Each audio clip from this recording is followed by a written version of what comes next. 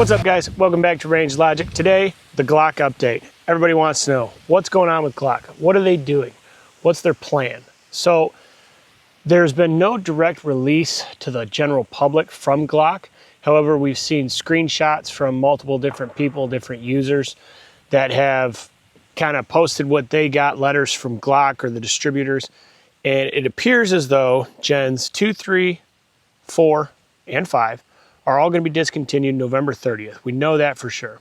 And when I say discontinued, I mean, at least for right now, we know that they won't be available to the general public. I'm assuming that Glock will continue to fulfill contracts that it already has established with law enforcement and military and stuff like that with their current Gen 5s. Now, what's going to happen in the future, I'm not really sure. I don't think anyone is other than Glock. And they don't really seem to be telling the public very much. I don't necessarily blame them for that because we have a tendency to overreact, obviously, because I'm assuming some of you have already went out and panic bought several new Glocks.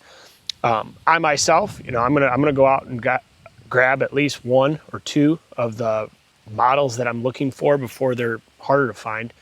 By no means am I like panic buying, but I'm gonna try to complete a couple of the collections that I started, so just to make sure I can get them. Now, the biggest thing that we can assume that they're doing this to eliminate the ability to make these into fully automatic machine guns. Now, Glock has never advertised this Glock switch or anything like that. It's not coming from Glock. It just so happens that people are printing these and putting them on their guns, and Glock is kind of a victim in that respect. They've been making this gun the exact same for decades, and now it's become a large issue. People are 3D printing these components or just buying them outright. It's illegal. So the people that are doing that are criminals. That is not something that you're legally allowed to do unless you go through the right channels. So flat out, those people are criminals. If you're putting a switch on the back of this and you do not have, an FFL and you're not legally allowed to do so, it's illegal no matter what gun it is. It just so happens to be Glocks are easy to convert. So I'm assuming they're going to do something on the back here. On the Gen 5s, I'll show you guys this is empty here because I'm going to point it. I'll point it off to the side. I'm not sure if you'll be able to see that, but on the back of the Gen 5s, there is this little nub back there. And that was done between the Gen 4s and Gen 5s in an effort to make it harder to install this switch. So they kind of already started with that. I'm assuming they're going to go a little bit deeper into that, perhaps something with that trigger and the trigger bar that they'll change. And then we're going to get this V model. The V series is going to come out supposedly the beginning of December. Now, I don't know what that's going to entail. I don't know. You have to see. I'm going to have to wait and see before I commit to picking one of them up. I don't know what the changes are going to be. We'll have to kind of play that by ear once they come out.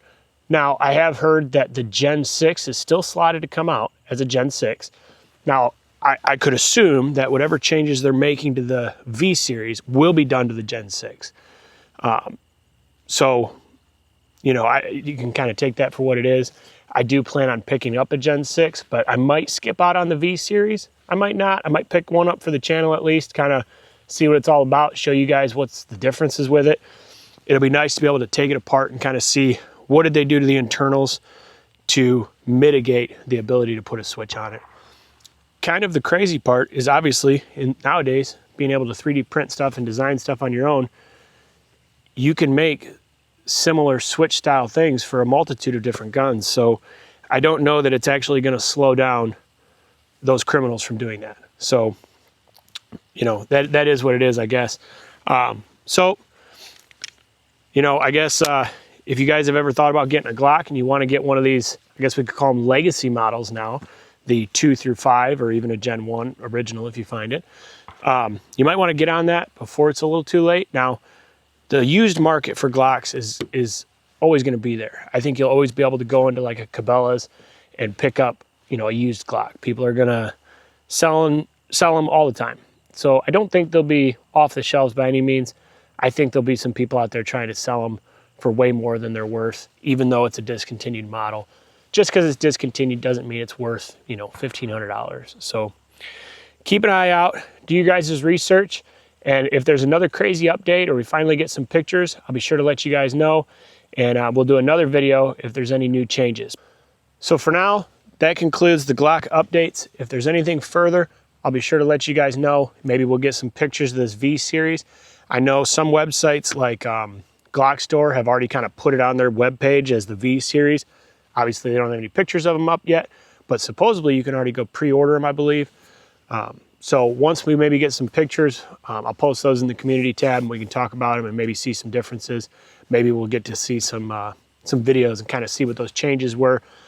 And we'll go from there with it. So as far as I'm concerned, I'm not losing hope on Glock. I'm not going to go out and sell my Glocks. I'm going to keep them. I'm going to keep collecting because that's what I like to do. But let me know what you guys think in the comments.